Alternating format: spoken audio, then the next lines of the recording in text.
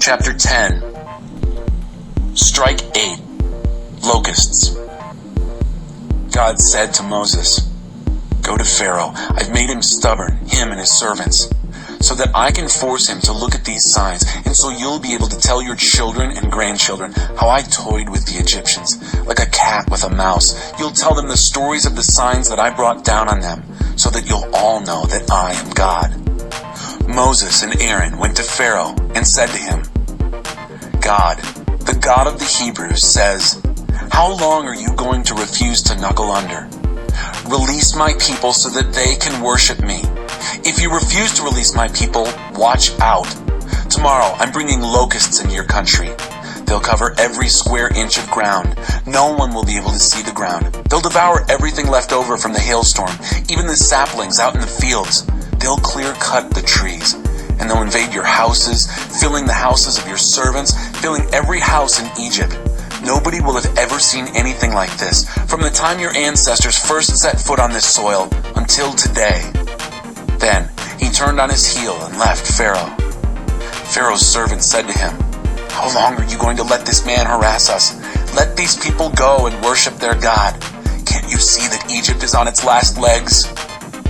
So Moses and Aaron were brought back to Pharaoh.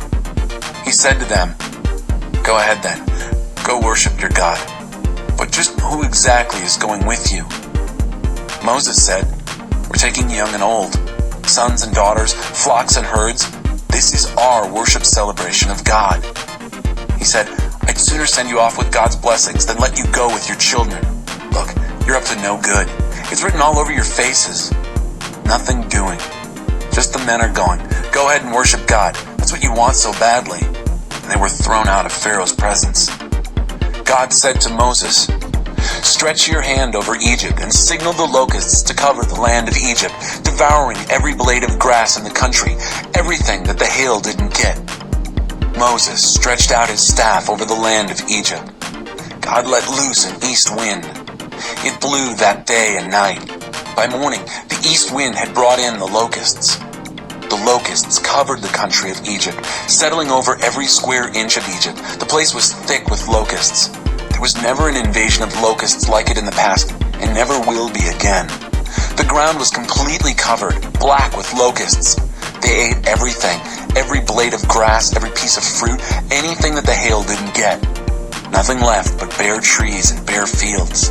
Not a sign of green in the whole land of Egypt. Pharaoh had Moses and Aaron back in no time.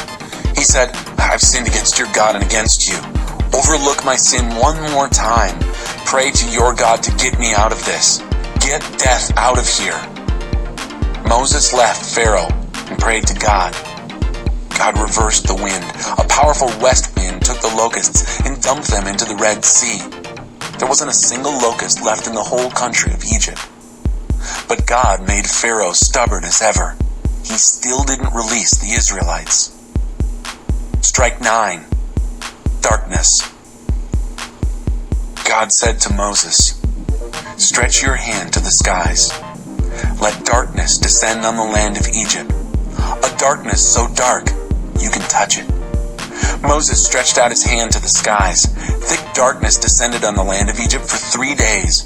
Nobody could see anybody. For 3 days, no one could so much as move, except for the Israelites. They had light where they were living. Pharaoh called in Moses, "Go and worship God. Leave your flocks and herds behind, but go ahead and take your children." But Moses said, "You have to let us take our sacrificial animals and offerings with us, so we can sacrifice them and worship to our God. Our livestock has to go with us, with not a hoof left behind. They are part of the worship of our God, and we don't know just what will be needed until we get there." But God kept Pharaoh stubborn as ever. He wouldn't agree to release them. Pharaoh said to Moses, "Get out of my sight and watch your step. I don't want to ever see you again. If I lay eyes on you again, you're dead." Moses said, "Have it your way. You won't see my face again." Chapter 11. Strike 10. Death. God said to Moses, I'm going to hit Pharaoh in Egypt one final time, and then he'll let you go. When he releases you, that will be the end of Egypt for you. He won't be able to get rid of you fast enough. So here's what you do. Tell the people to ask, each man from his neighbor and each woman from her neighbor, for things made of silver and gold. God saw to it that the Egyptians liked the people. Also, Moses was greatly admired by the Egyptians, a respected public figure among both Pharaoh's servants and the people at large. Then, Moses confronted Pharaoh. God's message: at midnight, I will go through Egypt, and every firstborn child in Egypt will die. From the firstborn of Pharaoh, who sits on his throne, to the firstborn of the slave girl working at her hand mill. Also, the firstborn of animals. Widespread wailing will erupt all over the country. Lament such as has never been and never will be again. But against the Israelites, man, woman, or animal, there won't be so much as a dog's bark, so that you'll know that God makes a clear distinction between Egypt and Israel. Then all these servants of yours will go to their knees, begging me to leave. Leave, you and all the people who follow you, and I will most certainly leave. Moses, seething with anger, left Pharaoh. God said to Moses, Pharaoh's not going to listen to a thing you say, so that the signs of my presence and work are going to multiply in the land of Egypt. Moses and Aaron had performed all these signs in Pharaoh's presence, but God turned Pharaoh more stubborn than ever. Yet again, he refused to release the Israelites from his land. Chapter 12. God said to Moses and Aaron while still in Egypt, This month is to be the first month of the year for you. Address the whole community of Israel. Tell them that on the 10th of this month, each man is to take a lamb for his family, one lamb to a house. If the family is too small for a lamb, then share it with a close neighbor, depending on the number of persons involved. Be mindful of how much each person will eat. Your lamb must be a healthy male, 1 year old. You can select it from either the sheep or the goats. Keep it penned until the 14th day of this month, and then slaughter it. The entire community of Israel will do this at dusk. Then, take some of the blood and smear it on the 2 doorposts and the lintel of the houses in which you will eat it. You are to eat the meat roasted in the fire that night, along with bread made without yeast and bitter herbs. Don't eat any of it raw or boiled in water. Make sure it's roasted, the whole animal, head, legs, and innards. Don't leave any of it until morning. If there are leftovers, burn them in the fire. And here is how you are to eat it. Be fully dressed with your sandals on and your stick in your hand. Eat in a hurry. It's the Passover to God. I will go through the land of Egypt on this night and strike down every firstborn in the land of Egypt, whether human or animal, and bring judgment on all the gods of Egypt. I am God. The blood will serve as a sign on the houses where you live. When I see the blood, I will pass over you. No disaster will touch you when I strike the land of Egypt. This will be a memorial day for you. You will celebrate it as a festival to God down through the generations, a fixed festival celebration to be observed always. You will eat unraised bread, matzoth, for 7 days. On the first day, get rid of all yeast from your houses. Anyone who eats anything with yeast from the first day to the 7th day will be cut off from Israel. The 1st and the 7th days are set aside as holy. Do no work on those days. Only what you have to do for meals. Each person can do that. Keep the festival of unraised bread. This marks the exact day I brought you out in force from the land of Egypt. Honor the day down through your generations, a fixed festival to be observed always. In the 1st month, beginning on the 14th day at evening until the 21st day at evening, you are to eat unraised bread. For those 7 days, not a trace of yeast is to be found in your houses. Anyone, whether a visitor or a native of the land, who eats anything raised shall be cut off from the community of Israel. Don't eat anything raised, only matzoth. Moses assembled all the elders of Israel. He said, Select a lamb for your families and slaughter the Passover lamb. Take a bunch of hyssop and dip it in the bowl of blood. In and smear it on the lintel and on the 2 doorposts. No one is to leave the house until morning. God will pass through to strike Egypt down. When he sees the blood on the lintel and the 2 doorposts, God will pass over the doorway. He won't let the destroyer enter your house to strike you down with ruin. Keep this word. It's the law for you and your children forever. When you enter the land which God will give you as he promised, keep doing this.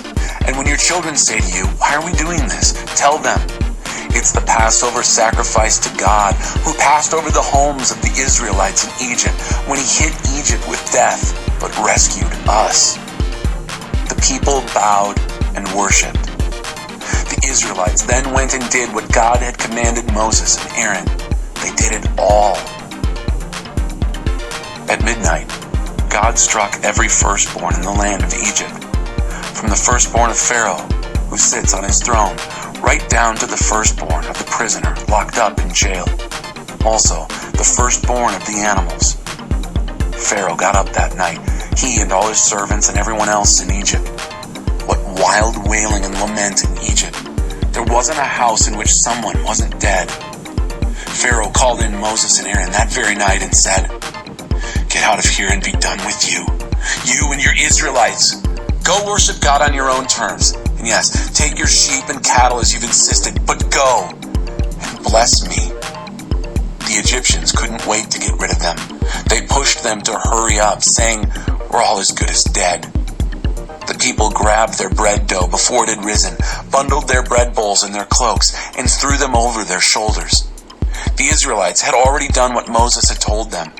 They had asked the Egyptians for silver and gold things and clothing. God saw to it that the Egyptians liked the people, and so readily gave them what they asked for. Oh yes, they picked those Egyptians clean. The Israelites moved on from Ramesses to Succoth, about 600,000 on foot, besides their dependents. There was also a crowd of riffraff tagging along, not to mention the large flocks and herds of livestock. They baked unraised cakes with the bread dough they had brought out of Egypt. It hadn't raised. They'd been rushed out of Egypt and hadn't time to fix food for the journey. The Passover.